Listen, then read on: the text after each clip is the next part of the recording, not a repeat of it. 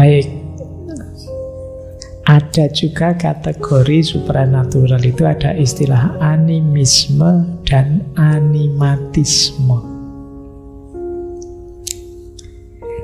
Kalau animatisme dari Robert Merritt tahun 90 diciptakan. Kalau yang animisme dari Edward Burnett Taylor, itu nulisnya salah, 1871 ya, bukan 2871. Ke masa depan kalau 2871. Jadi apa sih bedanya animatisme dengan animisme? Ini sama dengan bedanya dinamisme dan animisme. Animatisme itu seperti dinamisme.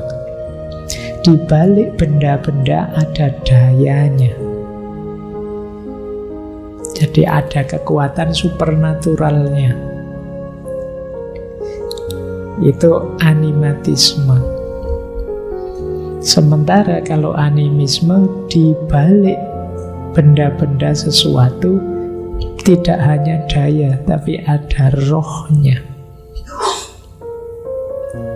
Animisme itu kan dari kata anima. Anima itu artinya roh. Saya tidak tahu hubungannya apa dengan anime. Ya kalian yang tiap hari nonton anime itu jangan-jangan film roh. Saya dulu waktu kecil itu kalau film kartun, tidak tahu di tempatnya teman-teman, kalau di Jawa Timur di tempat saya, film kartun itu menyebutnya film setan. Mungkin karena bentuknya aneh, mengerikan itu kan, kalau orang ya tidak persis kayak orang, terus disebut film setan. Nah ini ada animisme dan animatisme. Animatisme itu di sebalik benda ada dayanya. Ya mungkin kalau prakteknya zaman dulu jimat-jimat, kemudian ake. Misalnya kalau kalian ada yang pakai ake, terus ini ake ini kalau saya pakai Pak, wibawa saya, itu animatisme namanya. Orang menyebutnya dinamisme. Kamu nulis pakai jimat, nanti racahnya bagaimana. Kalau kamu taruh di saku, wah siapa tidak jatuh cinta sama kamu. Wah, kalau ditulisannya ditulis nama orang yang kamu incer, wah itu mesti besok kelepek-kelepek itu. Ini animatisme namanya. Jadi di balik benda, kata-kata ada dayanya. Kalau animisme tidak hanya daya, di balik segala sesuatu ada rohnya. Bahkan di balik tempat bisa ada rohnya, di balik pohon bisa ada rohnya. Orang Jawa kadang menyebutnya danyangnya, penunggunya dan lain sebagainya. Ini namanya animisme. Menarik, boleh didiskusikan. Ada yang bilang, meskipun hari ini mungkin kita agak melihat sebelah mata animatisme, animisme itu, kepercayaan ini sampai hari ini hidup. Dan ada loh dampak positifnya. Misalnya apa? Yang animatisme tadi membuatmu percaya diri misalnya, terus optimis, ada efek placebo-nya, terus kamu jadi tenang. Tenang saja, mesti aman. Saya sudah bawa jimat ini andalan saya. Ya, secara psikologis ada bantuannya juga. Dari sisi ini loh ya. Nah, kalau animisme ada manfaatnya juga. Percaya pada roh-roh apa? Kita lebih menghargai alam, lebih menghargai apa yang ada di sekeliling kita. Ini sisi positifnya ya. Urusan percaya tidak percaya kan di luar konteks itu. Tapi ada yang bilang, jangan dikira nenek moyang kita yang kita sebut animatis dan animis itu terus ngarang saja. Tapi ada fungsinya, ada maknanya dari situ. Nanti kita lihat ada luas fungsi dan makna dari supernatural. Baik, saya lanjutkan. Nah, sekarang kita mulai berteori. Ini yang saya bilang tadi ya, cocok tidak cocok kita dengarkan. Yang penting paham. Yang pertama, kenapa orang percaya pada yang supernatural? Ini dari perspektif psikologi. Kata orang-orang psikologi, manusia itu punya ciri ingin tahu yang tinggi. Namanya curiosity. Kalau ada apa-apa, dia selalu bertanya, kenapa ya kok hujan turun? Kenapa musim berubah? Kenapa sekarang musimnya kacau? Kenapa kok kadang hujan, kadang enggak, padahal harusnya sudah musim hujan? Itu kan kita selalu bertanya. Kita tidak pernah menghadapi fakta dengan netral saja. Kita selalu bertanya, mengapa begini, mengapa begitu? Dari banyak pertanyaan itu, ada yang bisa kita jawab, ada yang tidak bisa kita jawab. Ketika kita sama sekali tidak berdaya mencari jawabannya, mungkin wawasan kita kurang, ilmu kita belum cukup, mencari kemana-mana tidak ketemu. Disitulah kita terus lari ke hal-hal yang supernatural. Yang seperti ini kalau dalam filsafat orang menyebutnya God of the Gaps. Jadi God of the Gaps itu ketika kita menggunakan lubang-lubang yang tidak terjawab dari ilmu pengetahuan untuk mendukung keberadaan Tuhan. Jadi ketika kita tidak paham ini, tidak paham itu, kita kembalikan, ternyata memang ada Tuhan yang bisa menjawab semuanya, atau ada dewa-dewa yang ngatur ini semua di agama-agama lama. Jadi kita mencari kemungkinan-kemungkinan supranatural untuk menjelaskan banyak hal yang kita tidak bisa menjawabnya secara empiris. Sederhananya ya gini loh, misalnya sampean malam-malam tidur, tiba-tiba pintumu buka sendiri, jret, terus nutup lagi, jret, terus kamu bingung, ini angin ndak ada, goyangan juga ndak ada, orang nutup juga ndak ada, dicari kemana-mana ndak ada apa-apa, kok ini bisa buka nutup sendiri? Nah, jawaban paling gampang apa? Ada hantu, jangan-jangan ada. Nah, itu cara berpikir ketika ada lubang-lubang pertanyaan yang tidak bisa kamu jawab secara empiris, ya kamu lari ke yang supernatural.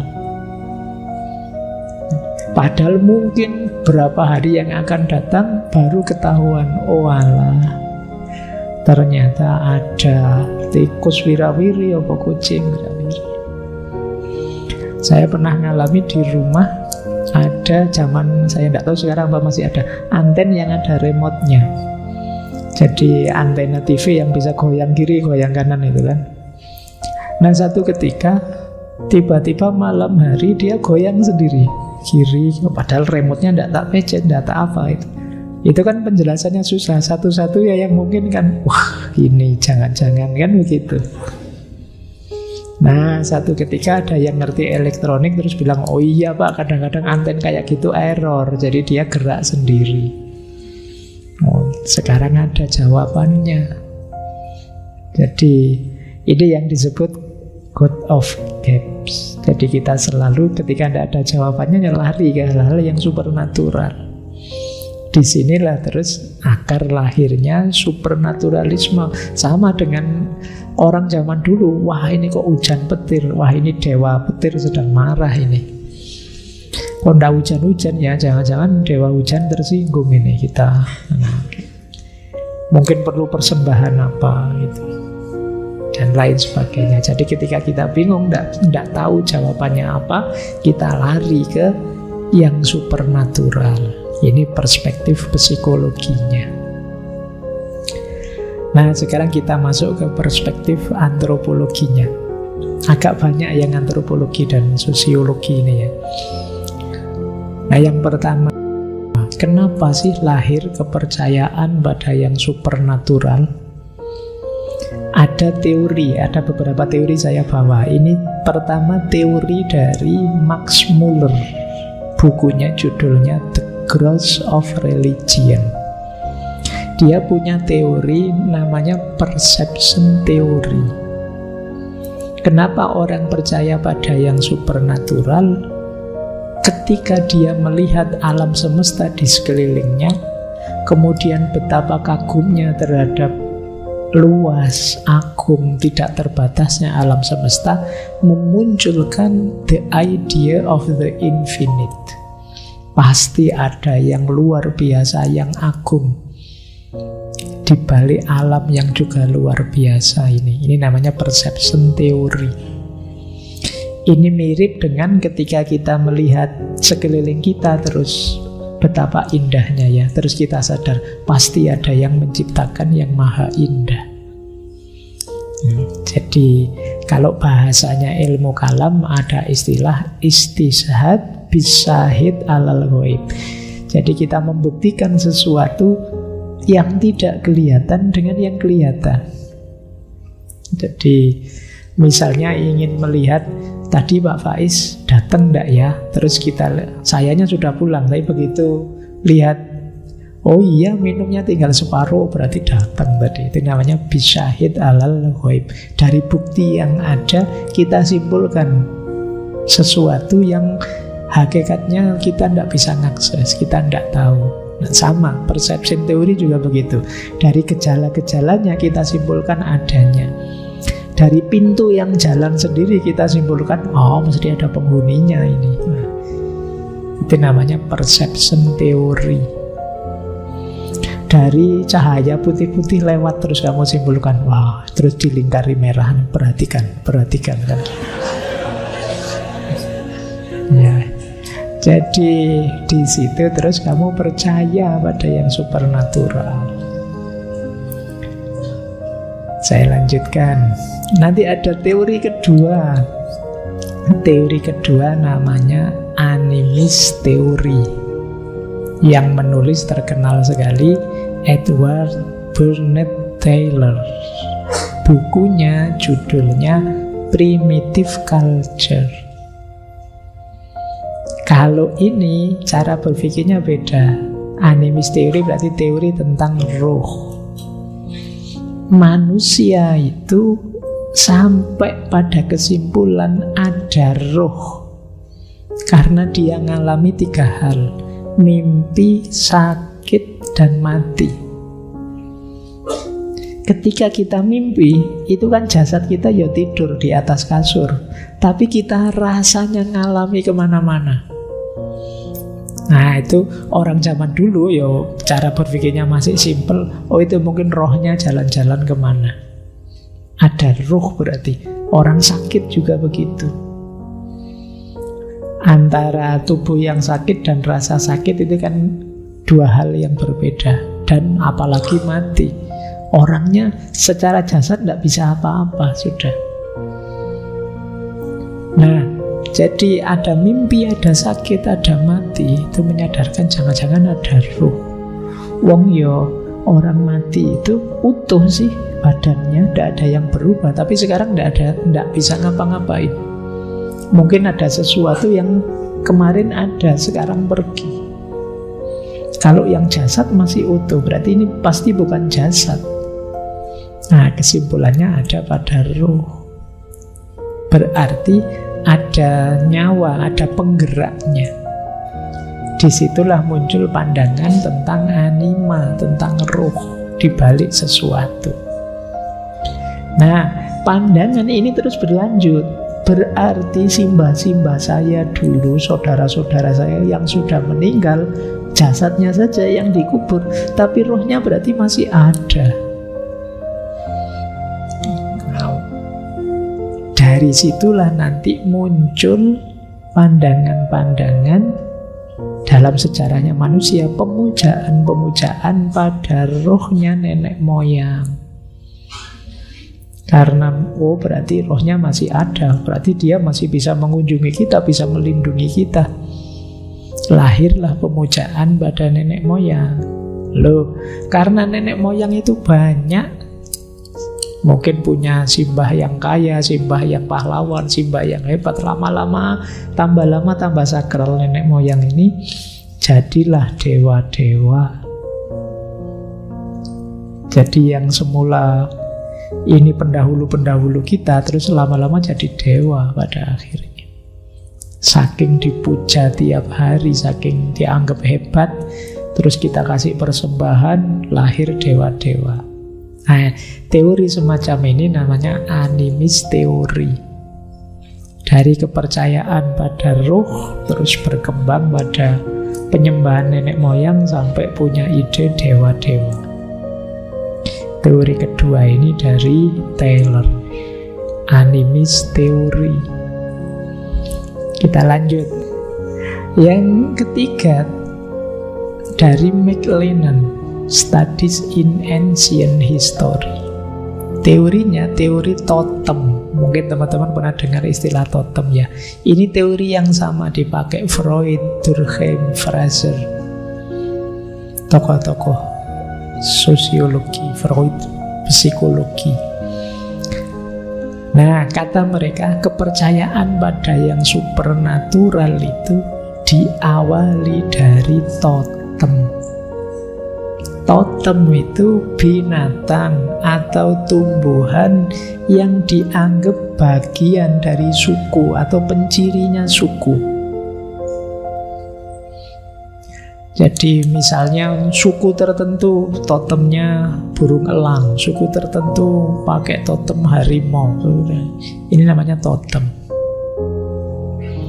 Nah, yuk kayak hari ini kan dimanifestasikan seperti apa? Biasanya ada klub sepak bola, terus totemnya apa, itu ada totemnya masing-masing. Nah, totem ini dianggap pelindungnya suku. Jadi yang tadi ada yang pakai burung garuda, pakai burung elang, pakai gambar banteng apa-apa gitu, itu namanya totem. Nah, Luio ini cerita totem, pikiranmu kemana? Nah, totem ini teorinya Durkheim dan kawan-kawan loh ya. Ketika sukunya menang terus, dianggap totem ini tambah hebat, tambah luar biasa. Lama-lama muncul gagasan kalau dia menang terus, oh berarti totem saya ini supreme being, tidak terkalahkan sudah. Ini memang harus disembah ini. Nah, ini namanya totem teori. Kalau dia kalah, biasanya apa? Gabung dengan totem suku yang mengalahkannya. Wah, biasanya kok saya kalah ya berarti totem saya lemah, lebih kuat totem sana, gabung ke sana sajalah.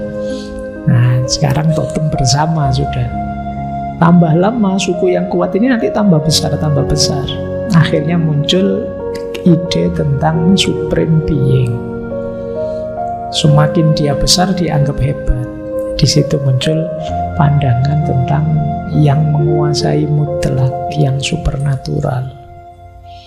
Ini namanya totem teori. Ada lagi, ini lebih panjang teorinya. Namanya teori lapisan kebudayaan atau kultur creation theory. Boleh dicari, ini teorinya John Murphy, bukunya The Origin of Religion.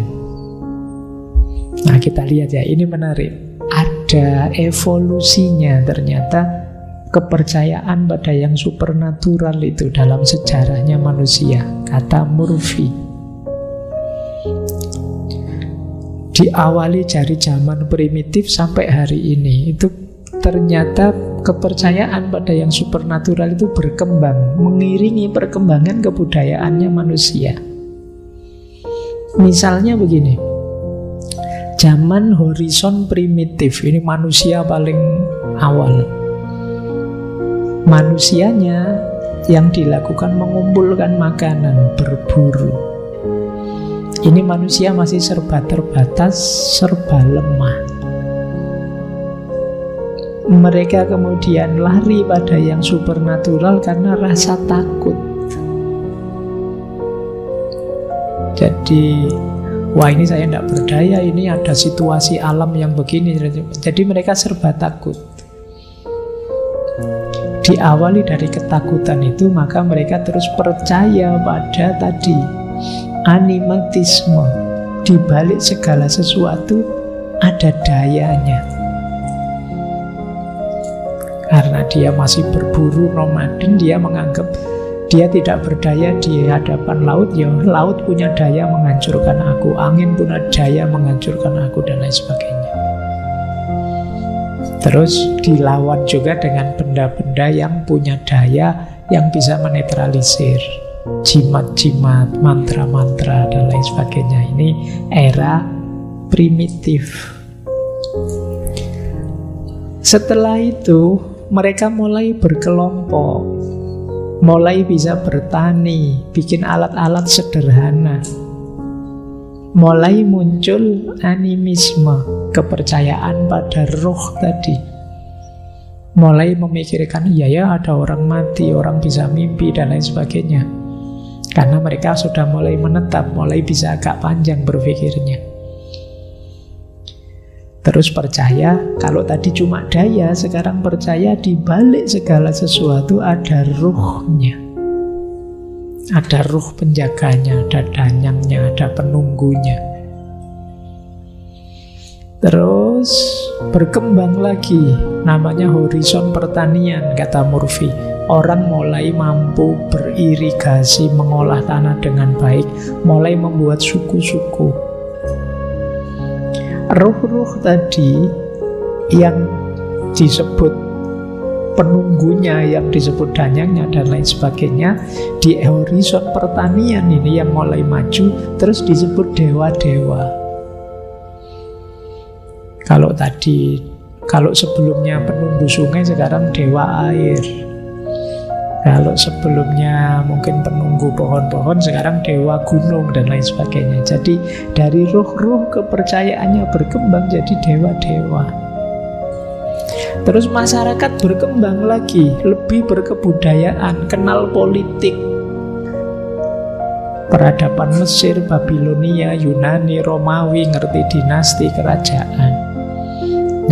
Karena mulai bisa membentuk sistem politik, tata politik, terus dibayangkan dewa-dewa tadi juga punya struktur seperti politik. Jadi mereka percaya banyak dewa, terus ada dewa level tinggi, ada rajanya dewa, ada dewa yang tugasnya ini, tugasnya itu. Nanti ada wakilnya dewa, ada. Jadi sistemnya dibayangkan seperti kerajaan. Seiring dengan budayanya manusia yang mengenal sistem kerajaan. Nah, ini era ketika mulai berkebudayaan. Ya karena cara berpikirnya begitu, bayangannya dewa-dewa yang banyak itu juga hierarkinya seperti manusia.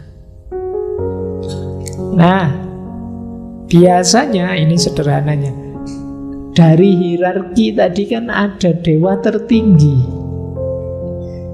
Dewa tertinggi ini yang lebih tinggi dari dewa-dewa yang lain. Lama-lama yang dianggap berarti dewa-dewa yang lain itu tidak hebat, yang hebat ya dewa tertinggi ini. Dari pandangan ini lama-lama muncul monoteisme, bahwa hanya ada satu dewa yang harus kita nomorsatukan. Ini namanya horizon berkebudayaan. Nah, monoteisme terus mulai mengkristen di era horizon keadaban, yang di situ eranya sama dengan munculnya 3 agama besar dunia yang sampai hari ini kita kenal, yang sering gegeran juga sampai hari ini. Jadi agama yang muncul sejak abad tengah ketika manusia mulai berpikir abstrak. Baik, ini namanya kultur Kreisen. Bagaimana kepercayaan pada yang supranatural termasuk pada Tuhan itu ternyata ya berkembang seiring peradaban kebudayaan manusia.